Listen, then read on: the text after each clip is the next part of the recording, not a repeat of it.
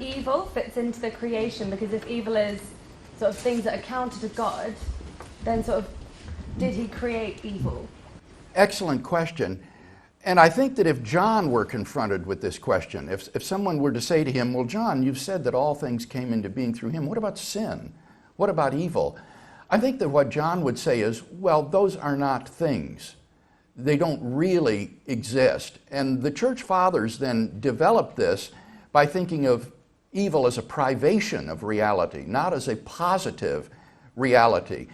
To give an illustration, in physics, cold is not a positive reality.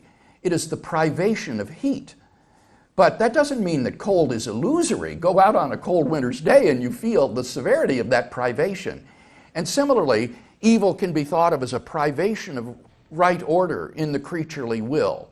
Rather than being oriented toward God, it's oriented toward self or other finite goods.